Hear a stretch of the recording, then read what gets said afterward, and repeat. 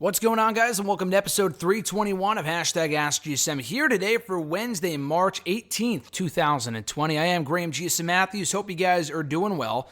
If you checked out last week's video and the one before that, you would know that I'm currently in California. So what I did, I'm actually recording this on Wednesday, March 11th. So this is coming at you a week in advance, although it's going up on Wednesday, March 18th.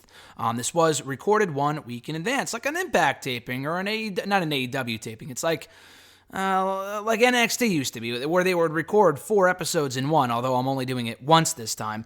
I did this one other time when I went to London last summer, and I recorded like 2 episodes in one a few weeks before they were supposed to go up, and it actually worked out really, really well, so I thought I would do the same with hashtag since I'm away today and will be until tomorrow. As opposed to waiting until later on in the week to put it up, I figured why not just record 2 episodes in one and put it up on the subsequent Wednesday, and that's exactly what we're doing. Thanks to you guys and your abundance of awesome questions, we were able to do just that. So what I did last week was take all the questions you sent me in for last week and split them up into 2. So if you didn't hear your answer, or rather your question answered on last week's show, there's a pretty good chance you'll hear it answered on this week's show. So without further ado, if you want to send in a question to the show for next week, I didn't accept any new questions for this week, because again, this was recorded in advance.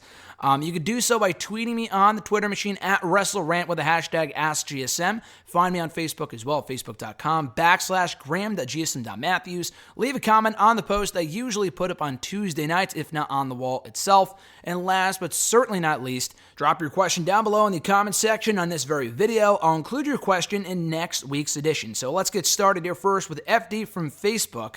Not exactly wrestling related, but I did want to include it. What Marvel properties / superheroes that have not yet debuted or been announced would you like to see adapted into the MCU? Personally, I would absolutely love to see the Champions, the new one with all the teen heroes, as their own movie, and Power Pack and the new Agents of Atlas as their own Disney Plus show, because I love them so much. Admittedly, I have absolutely no idea what you're talking about with the Power Pack and the new Agents of Atlas and the Champions. I have never heard of any of that. Largely, I only follow the Marvel movies. And I know some of the comic stuff a little bit. I don't really follow that type of stuff, so I can't say I would like to see them adapted into a show. I'm sure it would be awesome. I personally have no knowledge of them whatsoever. I'm just going to go with the obvious answer in that the Fantastic Four would be cool to see in a movie at some point. Deadpool. I think talks have already begun of starting a 3rd Deadpool movie that would tie into the MCU. I just want to see, like, Guardians 3, which has also not yet been officially announced, which we know it's happening, but I don't think a date has been set. I don't think even filming starts until next year, and that's filming. So I don't think it's going to be out until at least 2023. Probably not until 2023, unfortunately. But I want to see Deadpool pop up in like a post-credit scene for Guardians to set up his own movie. Deadpool 3 will probably be out before then. But that, Fantastic Four is an obvious answer. The X-Men, I think, probably moreover than anyone else, I would like to see incorporated into the MCU sooner rather than later. And again, I think those initial talks have already begun to make that happen. So I know that's a pretty obvious answer, but I did want to lay that out because I don't really know of any other superheroes and properties of Marvel that would be good in the MCU. I honestly really have no idea. So, but all that stuff sounds cool, even though I know I have no idea what it is. At Jeremy8911 from Twitter, his question was, at this point, should they just phase out the 24/7 championship and rebrand it as the TV title? I mean, not really, no.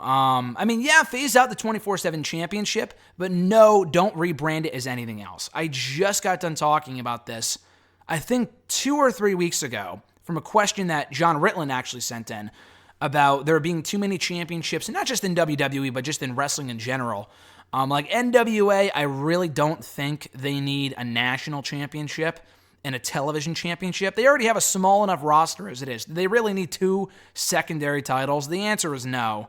And I don't think WWE does either. They already have the Intercontinental Championship. They already have the United States Championship. Say what you will about how little those titles mean.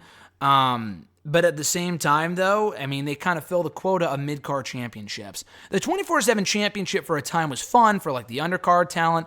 Now it's just become a recurring gag that's not funny. It doesn't benefit anyone. Riddick Moss is surely not benefiting from holding the 24/7 championship for over a month. Who gives a fuck? So I would really rather they just get rid of the 24/7 championship all together and just have that be it. No more championships. And yeah, it was fun for the time that it had, for the time it was around for, to an extent. We don't need any more titles. We already have enough titles down in NXT on 205 Live and NXT UK. There's no reason to have another championship for the main roster, in my opinion. None for the women. We don't need a mid-card women's championship either. I think that's a joke, too. The tag titles already mean absolutely nothing. So if those mean nothing, why would we need a mid-card title for the women? What a fucking joke. At the Wrestle Guy from Twitter, do you think Roman Reigns versus Goldberg should be slotted in the middle of WrestleMania or even open the show instead of going on last? I feel like it will be more accepted and more people will enjoy it in one of those two slots. I absolutely agree. I don't think it's main eventing anyway, and I don't want to jinx it. I still think Brock and Drew is going on last. I know they have a pretty stacked card towards the top there with Drew and Brock, and they have Goldberg and Roman, Cena and The Fiend, this and that, blah, blah, blah, AJ and Taker. I don't think any match goes on last, but Drew and Brock. That's the right match to do. Edge and Orton is another one. I love the feud, don't get me wrong. But in my opinion, Drew and Brock has to go on last, especially if Drew wins. If Drew doesn't win, different story, but he has to win. So I think that has to go on last. Roman and Goldberg, though, yeah, I agree. I don't think it's going on last, but I do think as of right now, it's going on later on in the show, like second to last, third to last, definitely in the second half of the show towards the end. But by that point, people are exhausted, and it could go one of two ways. If it happens second to last, third to last, maybe the crowd's into it. I doubt it, just because no one's really looking forward to the match as a Universal Championship match, from what I can gather, and I'm in that camp as well. I think the match is cool, but we know Roman's winning, so I really just don't care. But if it's like a 4 or 5 minute, not spot fest, but they go in there, a hoss fight, they go in there, beat the shit out of each other, and have that be it. Bing, bam, boom, get your moves in, and get the fuck out. I think that's tremendous. So that's what I want to say. I don't know, that's what we saw with Brock and Goldberg 3 years ago, and it was towards the end of the show. They went in there, got their shit in for 4 or 5 minutes, one of the better World Championship matches I've seen in recent WrestleMania history. And it was like 4 or 5 minutes. It was exactly what it needed to be. So I would love if they had something similar to that, and it could work later on in the show. But I agree, I think people would enjoy it more. A lot like Rollins and Brock with what they did to them last year, how that opened the show. One of the greatest openings to WrestleMania ever. And that may not be a stretch to say. The match itself wasn't really a match, but the moment of Rollins beating Brock in like 2 minutes was major. People went nuts. It was a great title change. I was there. They blew the roof off that place, even though there wasn't a roof on the place. It was a great moment. So maybe not open the show, although that would be interesting. They have a lot of marquee matches. Not everyone has to go on last. So I agree. I think slot it towards the beginning, if not in the opener. I think people would enjoy it a lot more than they would later on in the show when they're restless and they just want to go home, and they'll boo both guys until the match is over. What's your personal favorite and least favorite WrestleMania, and why? That's such a tough question, at least in regards to the favorite WrestleMania, because my answer is constantly changing. If you asked me 6-7 years ago, I would have said WrestleMania 28. I really liked WrestleMania 28. As an overall package, it wasn't the greatest Mania, but I remember coming away from that show being overly satisfied with the main event with Rock and Cena, the Hell in a Cell end of an era match. Punk and Jericho was a good match. Not exactly Sheamus squashing Bryan in 18 seconds, but whatever. I like that Mania a lot. It's no longer my favorite Mania, not by a long shot. It's a good show, and I love 24 too. I'm not including any Manias I wasn't around for, so for those unaware, I started watching in 2008. You can click out now if you would like, but that's just when I started watching. So, yes, WrestleMania 17 is awesome. I love WrestleMania 21. WrestleMania 18 is a good show too. WrestleMania 19, very underrated. WrestleMania 24, I don't really count because I started watching officially after the fact. Literally 2 weeks later, 2 or 3 weeks after the show had already aired. But I do like that Mania a lot. That wouldn't be my favorite anyway. My favorite has to be, and it's tough because I've been to 2, but the other 2 I think are great, but I wasn't there for them. Like WrestleMania 30 I thought was a great show. It's not my favorite. 31 would be the best Mania, my favorite Mania that I wasn't there for. I fucking loved Mania 31, and I will still say to this day is one of the best Manias top to bottom they've ever done. Even better than 30. 30 had its issues. 31, yeah, Triple H and Sting wasn't the greatest, and the outcome kind of sucked. But overall, I love that show. And one of the greatest endings in Mania ever, with Rollins cashing in and becoming the WWE champion to close out the show. But then you have 33. I was there for that one, my first Mania, something I had always dreamed of going to. Great show. With the Hardy Boys coming back, is still the greatest moment I've ever experienced live, and probably the greatest moment I ever will experience live. Unbelievable. That was an amazing moment. Really enjoyed the show. 35 is up there. I think 35 was a better show overall. And it had better marquee matches and better moments. Not as good as WrestleMania. I mean, they were better than WrestleMania 33. I don't know. It's a weird thing, because 35 was good too, and then it went way too long. 33 went long too, but 35 was fucking terrible. Probably because we were there till 4. And the whole travel issue. And I know RJ's going to text me after listening to this to throw it in my face that he got out of there earlier. We didn't really have much of a choice.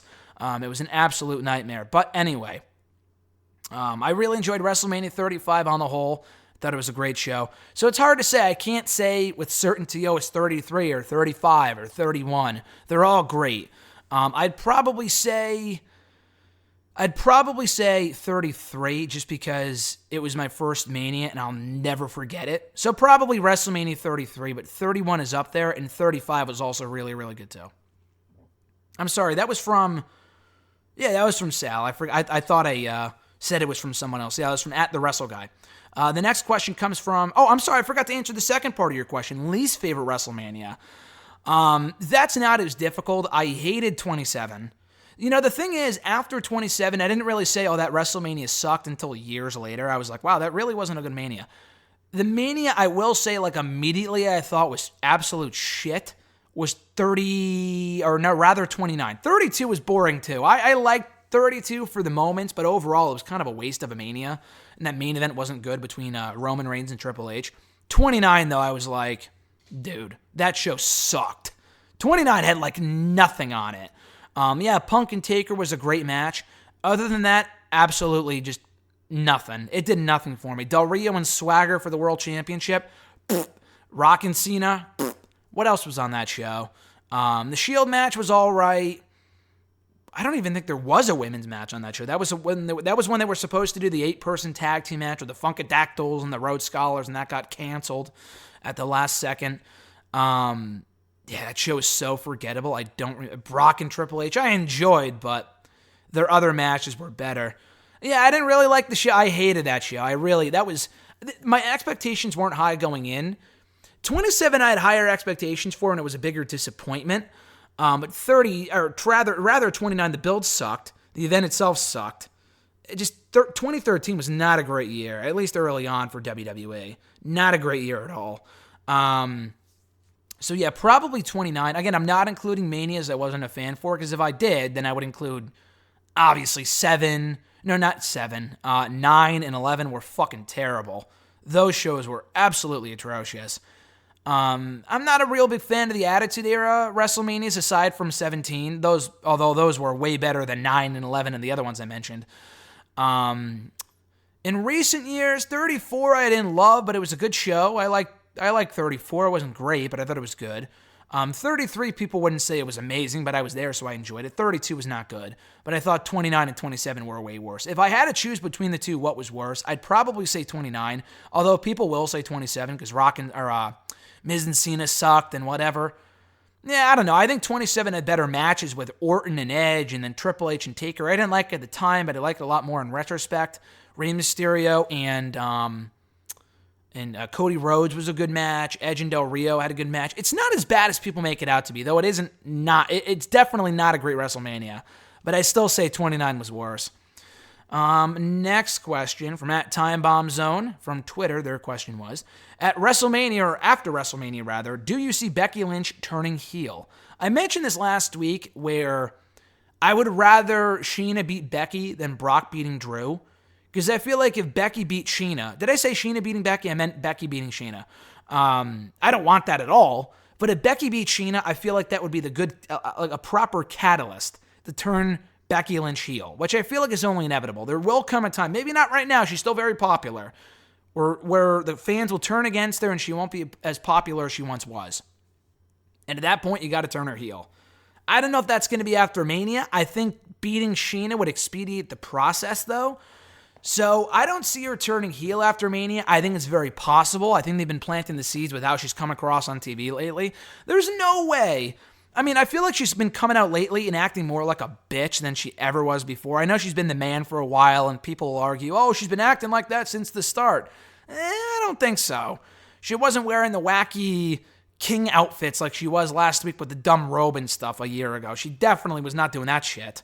So she's getting cocky, and it could work in her favor. It could turn her heel, and that might be the best way to freshen up her character. I'm not banking on it. It really depends on the outcome of that Becky-Shayna match, because if Shayna wins, Becky remains in chase mode. I think she will go heel at some point, because she was a great heel when she first turned a year and a half ago in late 2018. The issue then was that people were really behind her. When the people turn on her, overall, not just like subsections of the internet, I'm talking about like not everybody, but a majority of the audience is booing Becky, like Rollins was. That what happened with Rollins, her hubby, or soon-to-be hubby. Are they actually married yet? I don't think so, right? They only just got engaged? I don't know. Anyway, that's what happened with Rollins, and they turned him heel. So hopefully if something similar happens to Becky at some point, a little later on this year, after Mania, they'll turn her heel too. Like if she comes out on the post-WrestleMania Raw, champion or not champion, and she gets booed, that might be a sign you need to turn her heel sooner rather than later. His next question, if Drew McIntyre beats Brock Lesnar at WrestleMania, who should his first challenger be? I already answered this a couple weeks ago. I think I said AJ Styles. They've never had a one-on-one match before, as far as I know. Maybe on the indie scene, definitely not in WWE, I don't think. Unless I'm not just recalling correctly, but I don't think we've ever seen Styles versus McIntyre. That only works if AJ beats Taker at Mania, which at this point I'm not convinced that he will. I hate to say it. But if he beats Taker, he has to get a title shot. It's a lot like last year where AJ got like the first title shot coming out of Mania, and you knew he wasn't going to win, unfortunately. But it made for a great match with Rollins at that Money in the Bank show I was at in May. So there was that. But anyway, yeah. So who should his first challenger be? I say AJ Styles, but if not him, I saw people saying, oh, Jinder, because it makes sense because of 3MB. Get the fuck out of here with that bullshit. Yeah, they had a connection in 3MB. That means absolutely nothing. No one cares. The matches would suck. That's one way to kill Drew McIntyre as champion right from the get-go. He's got to have a good first post-Mania challenger if he wins. I say AJ Lashley if they built him up. If they built him up enough, it could work.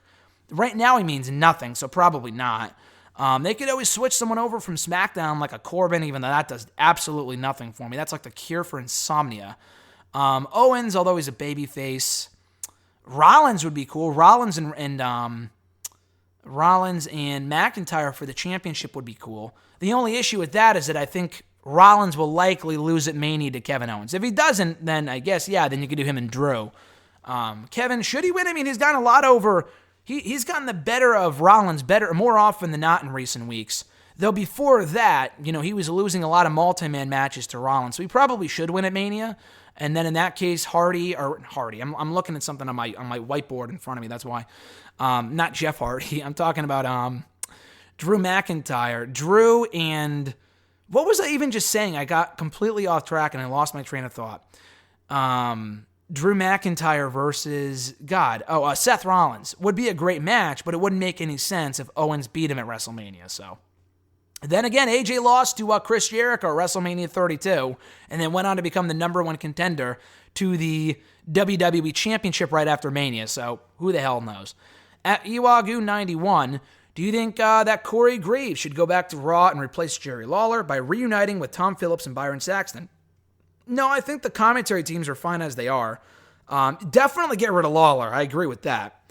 I think Corey should stay on SmackDown, though. We've heard enough of him on Raw, a lot like Michael Cole in recent years. Keep him on SmackDown with Cole as a two-man booth.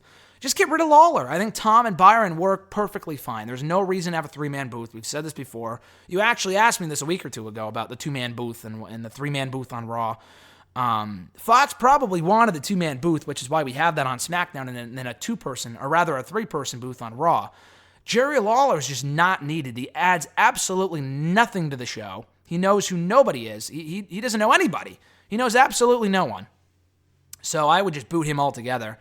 And then if anything, if you really want a third commentator, I don't know who would fill that spot. Maybe Vic Joseph, you bring him back, but him and Tom are a little similar, so maybe not. I don't know. I think Tom and Byron is perfectly fine. I'm not a big Byron fan, but I like Tom Phillips, and I just don't think I really don't think you need a third man on commentary. I could see it before, like, oh, you want to put Jerry with Dio Madden and Vic Joseph because he's established. Jerry Lawler is, but so are Tom and Byron. They've been doing this for like 5-10 years. So I don't know. I would boot Jerry altogether.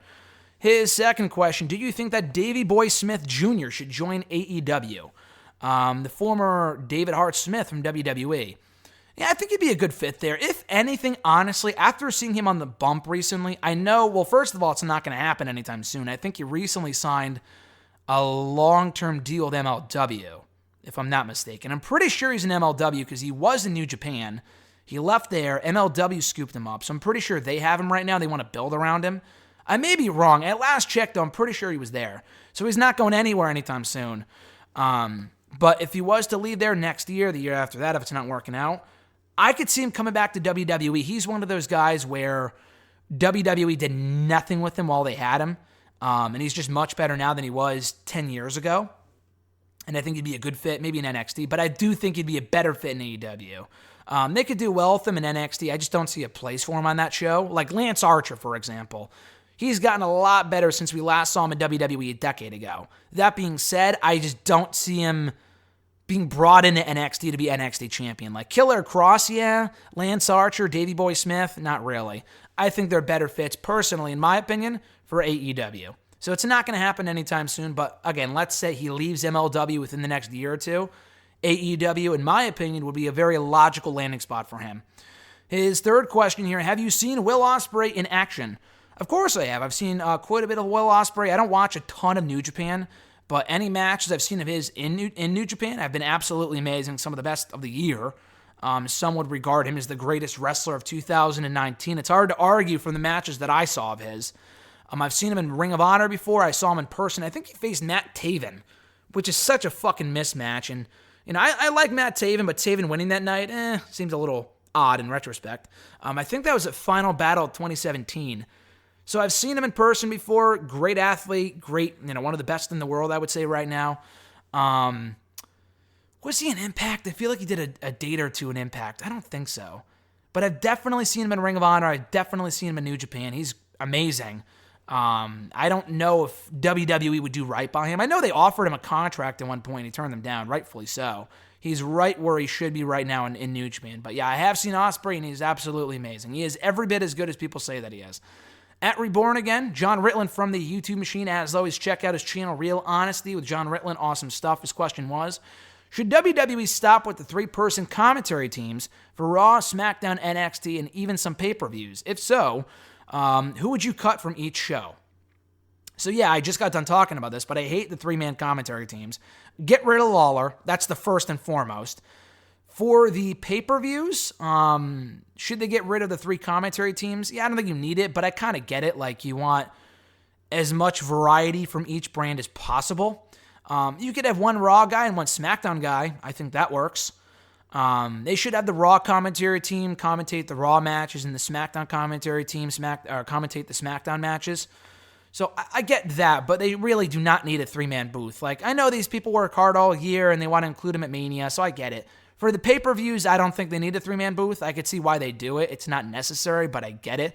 For Raw, SmackDown, and NXT, absolutely not. Thankfully, SmackDown is only a 2-man booth now, with Cole and Graves, which people don't love, but it's better than having a random third person in there, too. So I like Cole and Graves on SmackDown together. It's better than having Renee Young on there for absolutely no reason. For Raw, I just said get rid of Lawler. There's no reason to have him there. I think Vic Joseph is a fresher voice than Tom Phillips, but then what do you do with Phillips? Bump him back to NXT UK? I don't know. NXT, it's tough because I really don't think Beth really serves a purpose, but she's getting better. So I don't want to say, oh, get rid of her, she's terrible.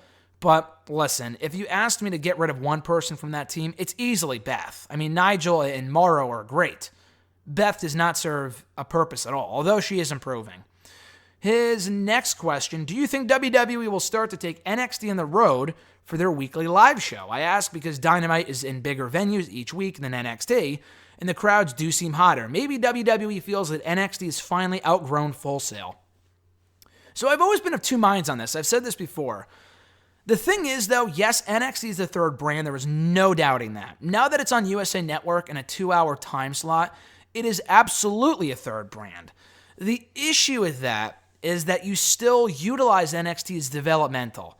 For example, I don't think a Chelsea Green versus Shotzi Blackheart match would go over. I mean, it's not like the crowd was white hot for it at Full Sail last week or 2 weeks ago at this point.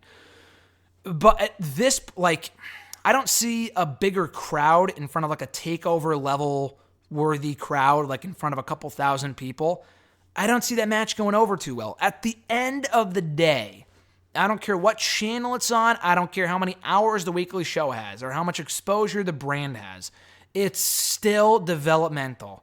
For every Adam Cole and Johnny Gargano, they have people like Shotzi Blackheart and Chelsea Green who have, yes, wrestled elsewhere, but they need a ton more seasoning before they go to Raw or SmackDown.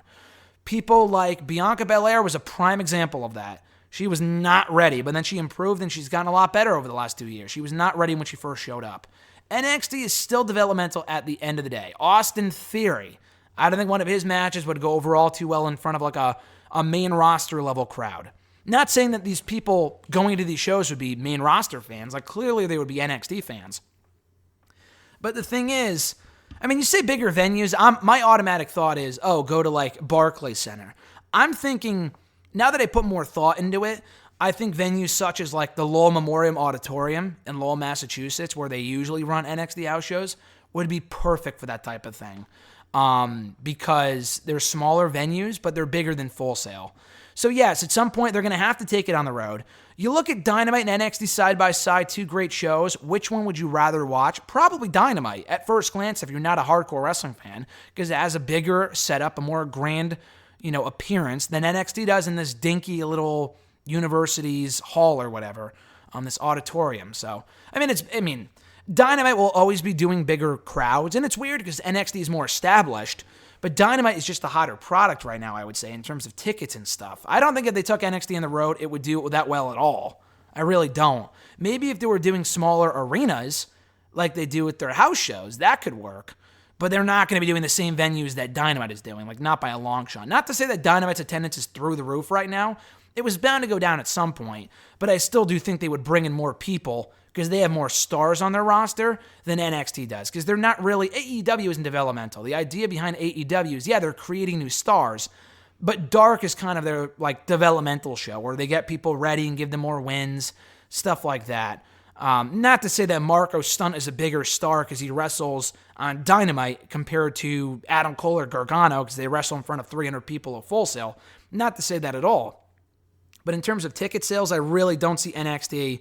I love NXT. I just don't see it doing that well if they were to sell tickets to like bigger venues like AEW does.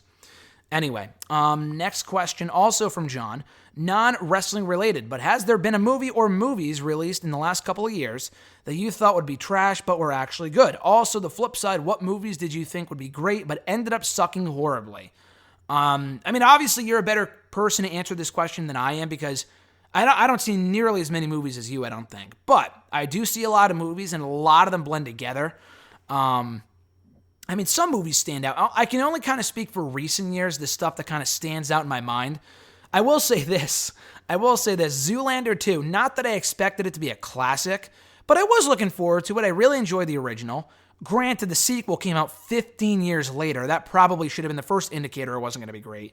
But I went to go see that movie with my college roommate 4 years ago. It fucking sucked. I may have chuckled once in the 2 hours that the movie lasted for. That movie was awful.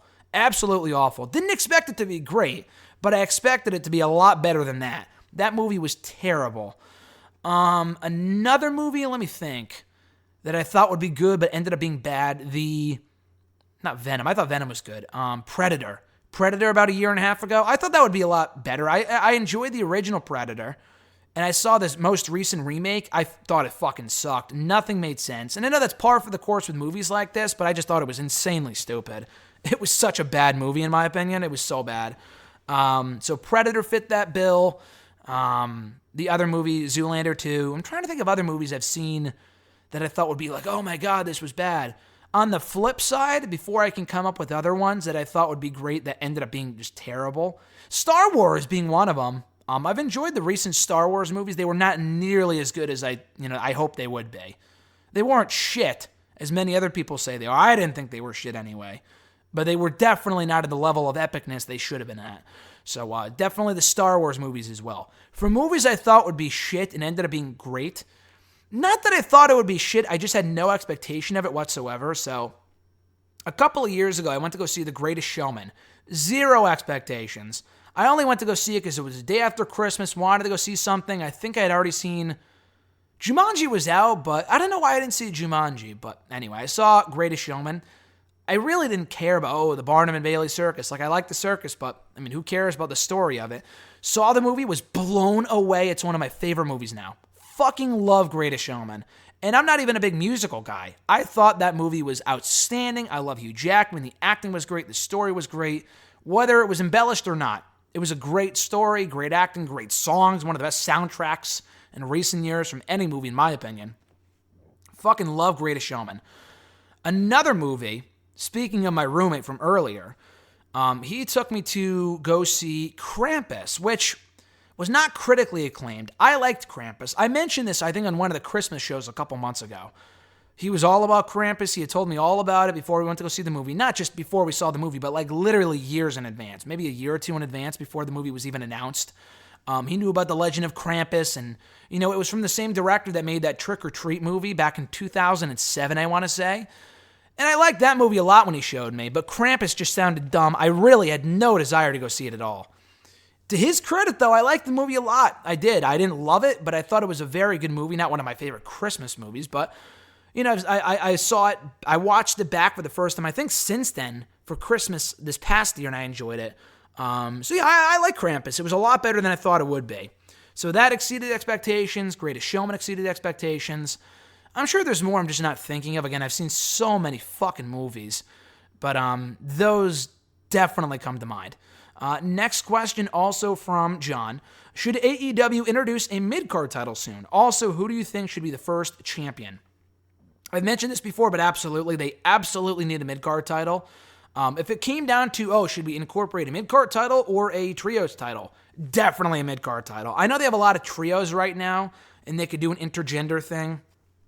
That's cool and all, but first of all, I don't care about that. Second of all, the trios title I like to an extent. I really don't, but they have enough trios to make it work. I would rather they do a mid-card title. I think guys like Guevara and Allen and Luchasaurus and Lance Archer and other people they might be bringing in would benefit from that way more than a trios title. So, yes, they should have a mid-card championship. And who should be the first champion? I think Darby Allin is the perfect fit. The guy's super over right now. He already is the uncrowned mid-card champion of AEW to a certain extent. So, in my opinion, Darby Allin. If not Darby, then probably Sammy Guevara. He seems like he would fit the bill to perfection. I'm trying to think of who else they have in the mid-card division that would work well with that championship. I don't really care about Brandon Cutler or Sonny Kiss or, Sean Spears is another one. I think he's another guy that would really benefit from having a mid-card championship to fight for because he's been doing nothing for months now.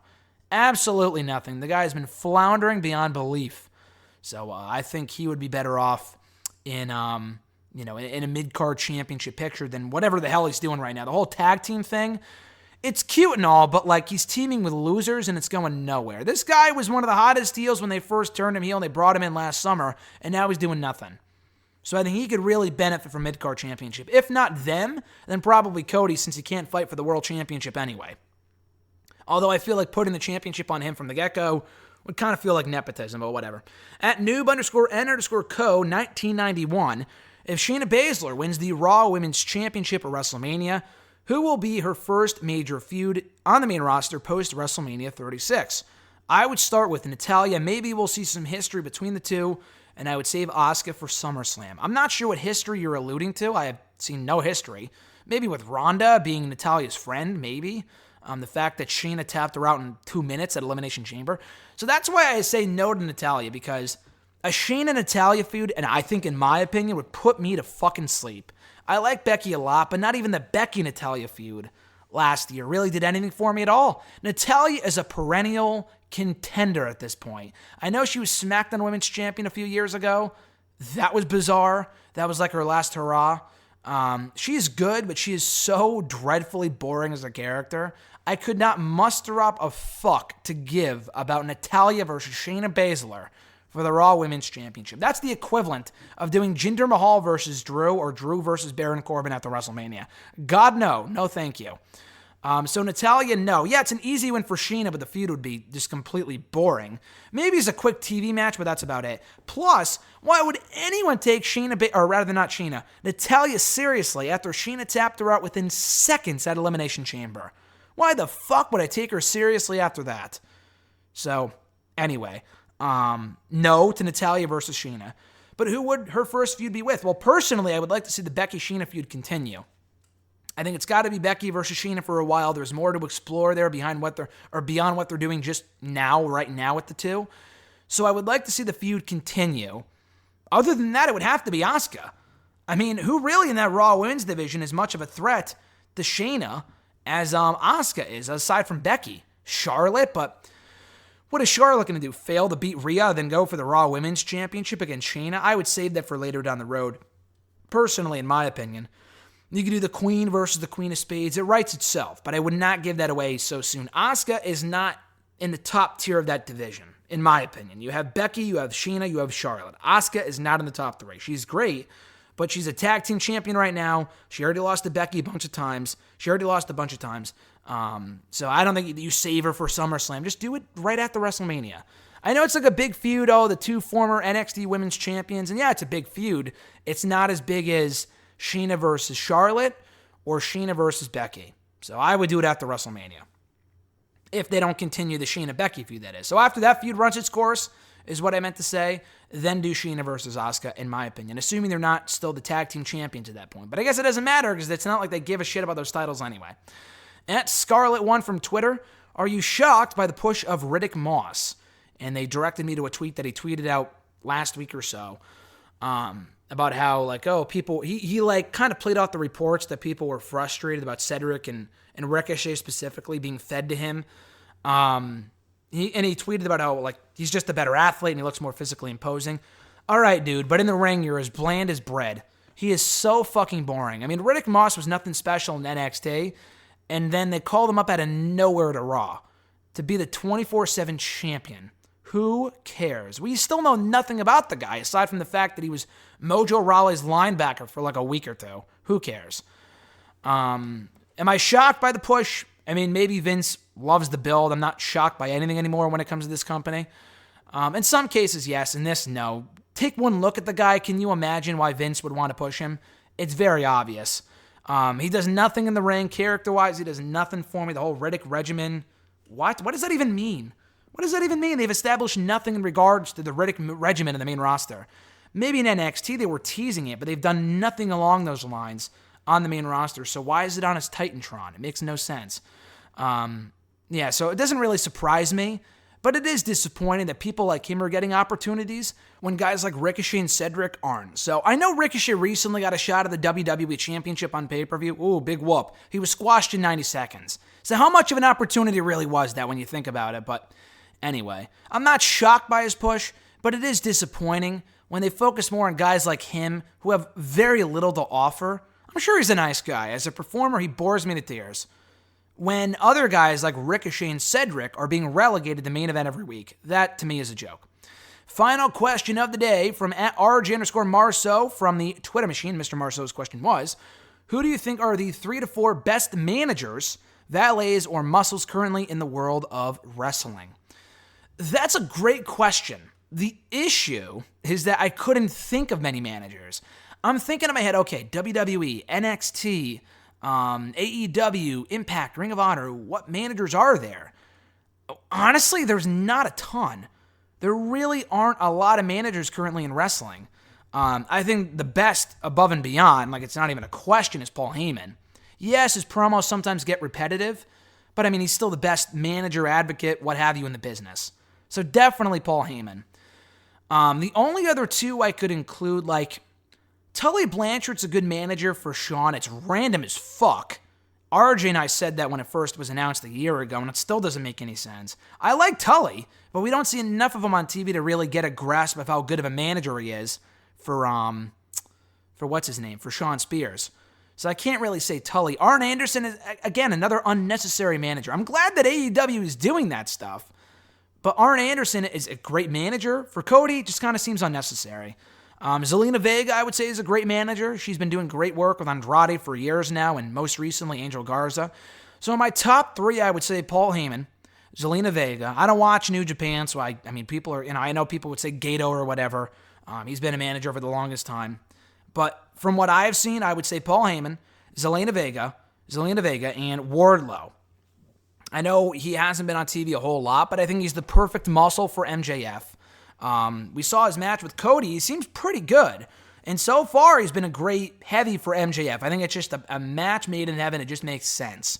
I will say an honorable mention. I mean, it hasn't even debuted yet, so I can't even really say him.